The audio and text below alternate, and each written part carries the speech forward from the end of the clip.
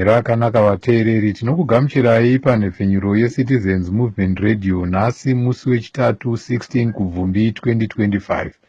Nhau dziverengwa naBernard Siele. Heno imusoro yenhau. Vachamisa kuti nyika inokwanisa kuvandudzika kana pakava nekubatana nekuita sarudzo dzakajeka. Vamiririri veparamende voti dai padzikwa mutemo unochengetedza veruzhinji kubva kumhuka dzesango. Vakawanda voshushikana nokuurayiwa pamwe nekunyangariswa kwenhengo dzemapato anopikisa. Nhau dzedu dzizere.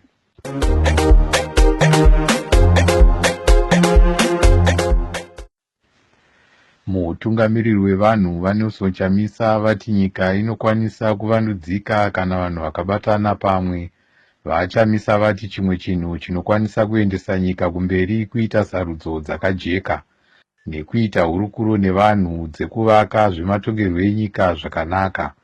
Vaenderera mberi vakapa muenzaniso wenyika yeSouth Africa iyo ine hurumende yemubatanidzwa yavati iri kufamba zvakanaka chose. Tataura navatoni shava kuti tinzwewo pfungwa dzavo panyaya iyi vakati. Kazwai maZimbabweans, kazwai maCitizens. Aiwa, tinotenda nemashoko ekurudziro abva kuna President Nelson Chamisa. Ini kana ndakatarisa handisi kuona ari mashoko chete. Ndikuona mine zvakavigwa zvakawanda mukati memashoko iwayo zvisati zvaibva zvichiburiswe pachena, asi mune zvakawanda zvirimo. Izvi ndikuzvitaura ndakatarisana neRevolution, Geza Revolution inova yekutsviridza iriko then vachitauro wekugeza Revolution vanotungamirira vachiti vanoda kubatana navachamisa uye vachitaurawo nyaya dzekuti maZimbabweans ngatibatane. Chakakonzeresa kuti demonstration ya31 itadze kubudirira inyaya yekuti vanhu vazhinji vanoda vachamisa. Ipapa ndipo pakabva panokubuda picture yese ipapa ndipo payakabudira apa kuti vanhu vakawandisa vacho vanoda vachamisa and they will not do anything kana vachamisa vasina kutaura. Saka kana vachamisa vachitaura language yekubatana ndinoona kunge it's a positive thing because havangataura kubatana vasoda kubatana nevari kutaura kuti ngatibvise Mnangagwa. Animaona vanhu ava hativadenda, hativafariri ende hatifariri ajenda yavo yekuti ngatibvise iyo Mnangagwa tise vachiwenga nekuti ndiwo vice president. Aiwa, hatide, tinoda nyaya yekuti ngatidzokerei kuma-elections a2023 takafamba sei. Handiti ndo nyaya toda kuti titaure, toita transitional authority, topfuurira mberi pozoitwa ma-elections free and fair, posarudzwa mutungamiriri anodikanwa nevanhu. Saka kana vachamisa vachitaura nyaya yekubatana tinoigamuchira nemaoko maviri because it is the beginning of good things that are to come. The new great Zimbabwe is coming, hama dzangu. We must believe and we must trust. Chinoita kuti tese titeera vachamisa ivision yavainayo. Machechi chaiyo anoteerwa nevanhu aya, maorganizations akasiyana-siyana atinozivawo isu. Chakaita kuti vanhu ivavo vazobudirira vasvike pavari ivanhu vakanga vachivatevera ende vanhu ivavo vakanga vachitenda vision yakanga ine munhu iyeye. Vision inenge ine munhu wana anenge ari kumberi. Vazhinji toteera toti no, we want to enable that vision kuti ibude because haasi munhu wese ane vision yemhando iyoyo. So we believe kuti tikabatana tikafollowa vision iyi tinogona kuita something. Ende kana tikazogona kubatana neava vakapandukira ZANU-PF vakazoshunurawo meso vakaona kunaka kwedemocracy, kunaka kwevision inavachamisa nekuipa kwakaita ZANU-PF nezviri kuitika mukati mairi. We thank God kuti vakashunura meso vakaona. Saka we believe kuti kana vakabatana vachamisa vounza vanhu ava vanagezawo vomirawo nepavo pavanomira because mahovheti tinovada nekuti ndivo vagara vachimbokonzesa kuti vachamisa vasapinde mupavo. Saka kana vachirekedza kuti vanenge vakuda kuti vachipinda mupavo then tinovada, hativarambe isu, tinozvigamuchira. Tinotenda maZimbabwe.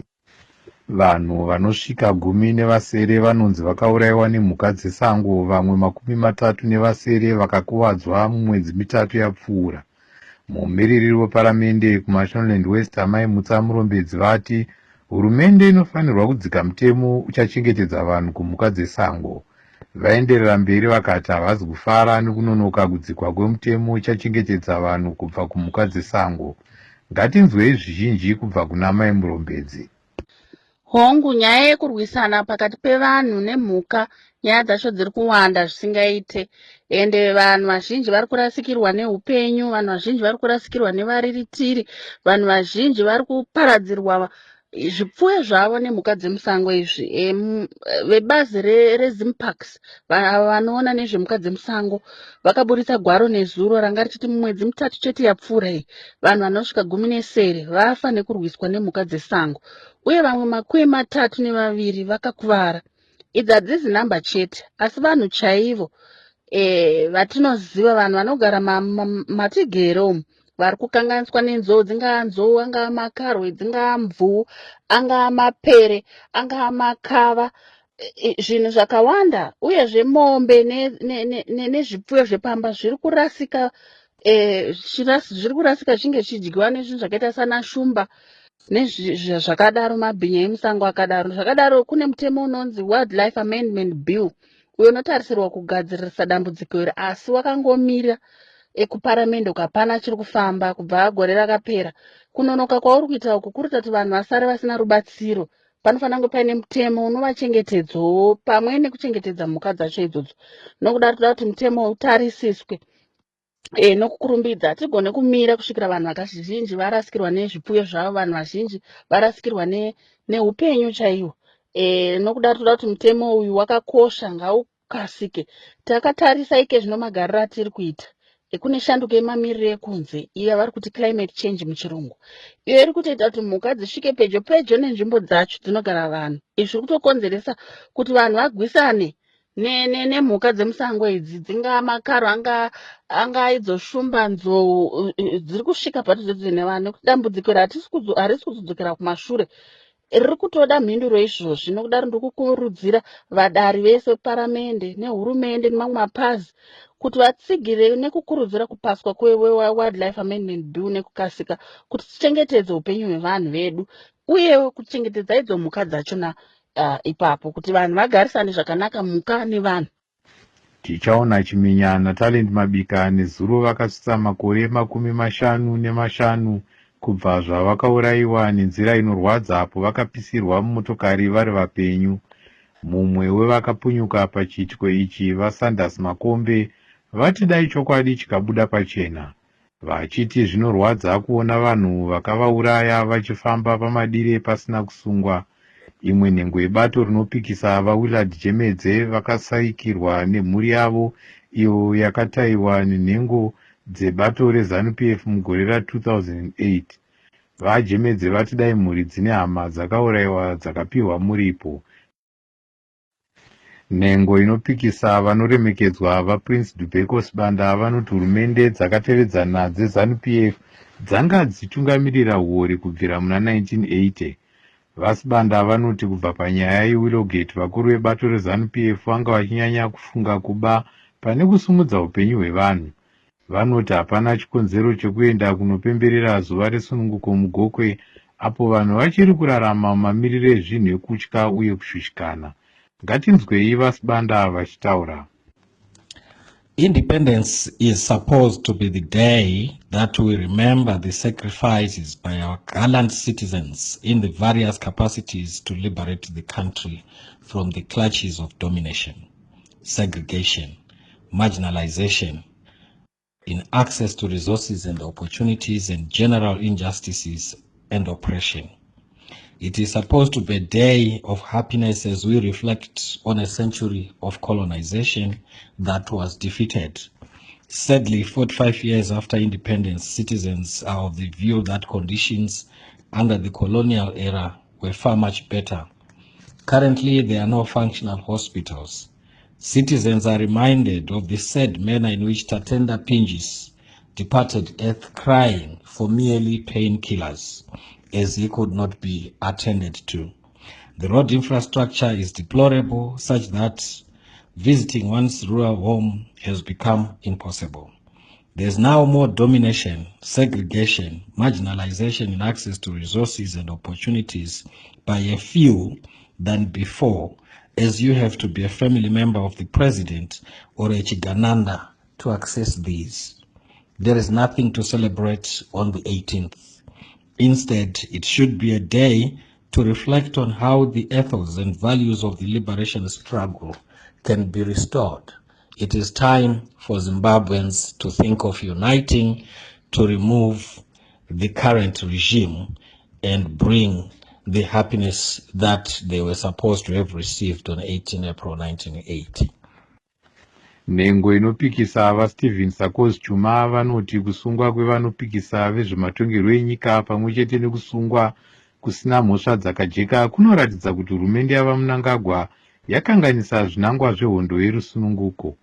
VaChuma vanoti zvinonyadzisa kuti Zimbabwe yava kusvitsa makore 45 ekuwana rusununguko. Zimbabwe ichiri kushandisa nzira dzeudzvanyiriri dzaivapo nyika isati yawana rusununguko.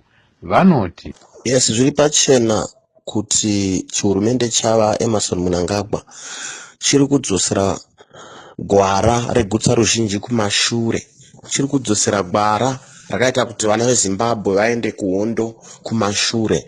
Nokuti chakaendera vanhu kuhondo yanga iri nyaya yekuti vaida rusununguko, kuti vaonekwe vachitaura vakasununguka maererano nezvinoitika munyika mavo. Asi chatiri kuona pari zvino ndechekuti hurumende yava Emmerson Mnangagwa yakuita sehurumende yaIan Smith, iyo yaita zvokupamba vanhu usiku, iyo yaita zvokuisa vanhu mumajere vanenge vaine muono wakasiyana ine hurumende iyi. Ndo zvimwe chete zvatiri kungoona pahurumende yaMnangagwa inonzi Second Republic iyi.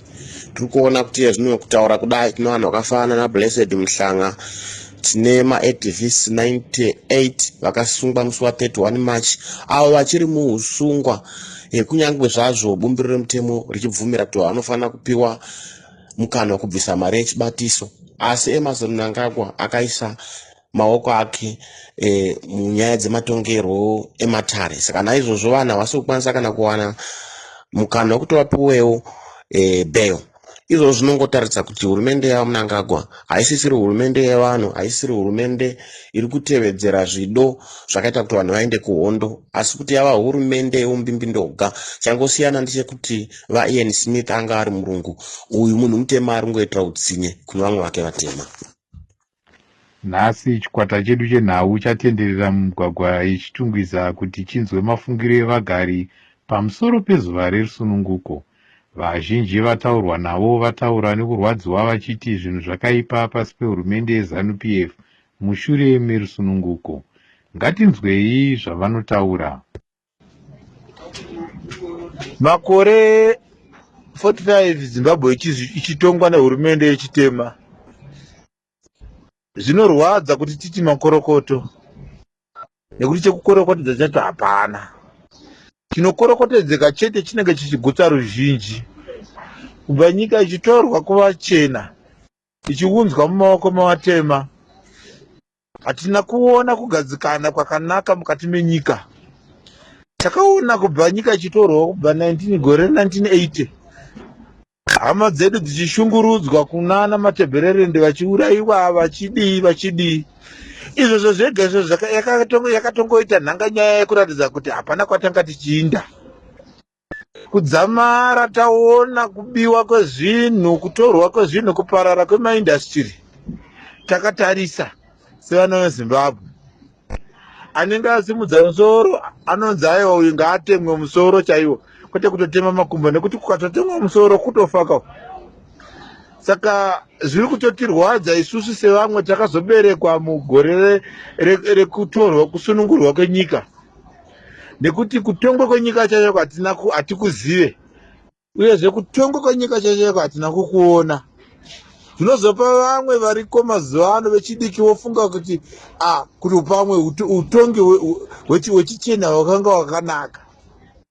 Saka chatiri kuchema kana kuti chatinokumbira kuhurumende yevatema, dani yagona kuita hurumende yegutsa ruzhinji, kureva kuti ari kumaruva, ari kumadhorobha, vari muzvipatara, kudzidzo, zvose zvinosimudzirwa kuti nyika yedu ivakwe seZimbabwe.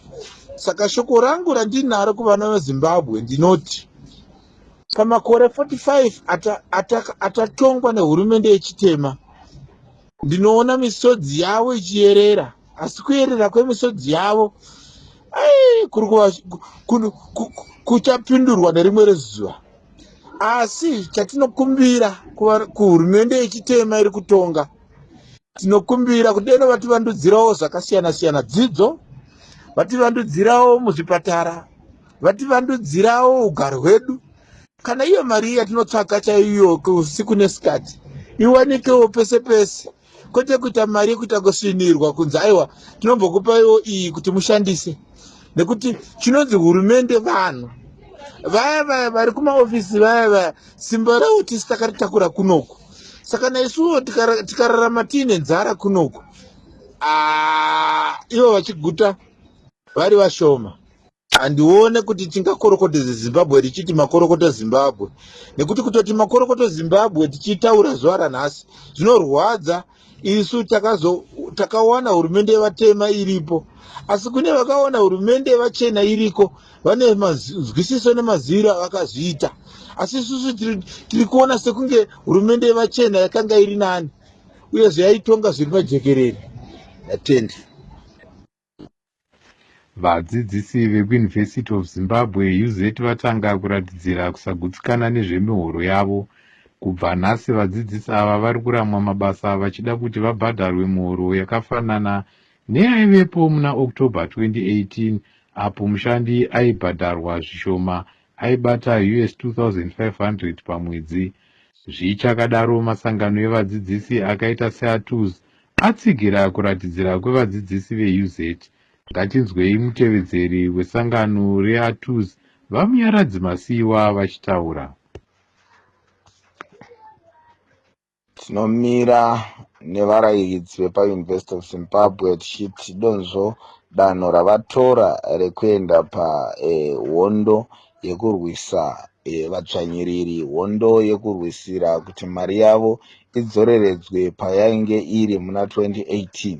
Ihondo yatinosapota, ihondo yatinoona iri hondo yechokwadi. Naizvozvo tinomira navo tichiti dai hondo iyi yatekeshera kumabandiko ese emauniversity muZimbabwe, vaona kuti vanhu vakakodzera kubatwa savashandi vane chiremerera muZimbabwe, vaona kuti zvokwadi ichokwadi kuti muna 2018 vakabigwa mari dzavo. Muna 2018 pakaita mbavha dzakagura mari dzemuhoro wavo kubva $2,500 kuenda pamari isingatengi kuenda pamari yakafanana nemari inotereswa imbwa. Izvi zvinovaisa panjodzi yeurombo, zvinovaisa padanho rekuti havakwanise kuendesa vana vavo kumauniversity ivava kunova kwavanorayiridza.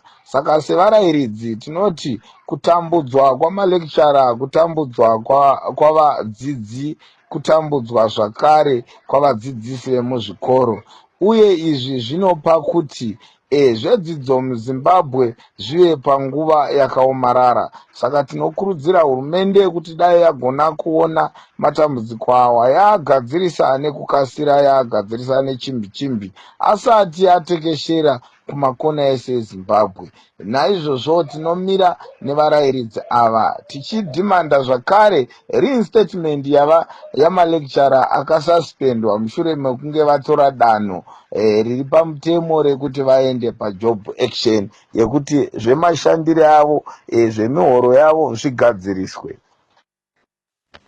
Nhengo ine mukurumbira mukurwira kodzero dzevanhu vaRobson Chere vakwidza hurumende kudare repamusoro vachikumbira muripo weUS $550,000 nokuda kwekutambudzwa kwavakaitwa pamwe nekutorwa paRobert Gabriel Mugabe International Airport gore rapfuura. Vachere avo vava kutarisana nemhosva yekukanganisa runyararo vari kumhangarira komishina weZRP, minista weHome Affairs pamwe nemumwe wemhondi anonzi Tafadzwa Hunda. Zimbabwe Lawyers for Human Rights ZLHR ndiyo iri kuvamiririra. Vaimbova meya weHarare vaBernard Manyenyeni vaonekwa kuHarare Magistrates Court nhasi vachipindura mhosva yekushandisa chigaro zvakaipa. VaManyenyeni pamwe chete neaimbova acting town clerk vaJosephine Ncube vari kupomerwa mhosva yekubira kanzuru yeHarare mari inopfuura US $20 million nokubvumira kambani inonzi Shelter Zimbabwe kutengesa mapurazi asina kugadzirwa mumabvuku Tafara. Ngatitarisei nhau dzemutambo. Mumitambo yeUEFA Champions League quarter final second leg yakatambwa nezuro, Aston Villa yakadzoka kubva kumashure kwe2-0 ikakunda PSG 3-2 kuVilla Park, asi hazvina kukwana sezvo yakakundwa 5-4 pakuwedzera zvibodzwa zvese. Borussia Dortmund yakakunda Barcelona 3-1 asi yakakundwa zvakare 5-3 zvibodzwa zvabatanidzwa. Zvichakadaro nhasi manheru Real Madrid ichatamba neArsenal uye Inter Milan ichatambira Bayern Munich kuSan Siro Stadium. Kuchipedzisa nhau dzedu panhepfenyuro yeCitizens Movement Radio, tombotarisa misoro yadzo zvekare. Vachamisa voti nyika inokwanisa kuvandudzika kana pakava nekubatana nekuita sarudzo dzakajeka.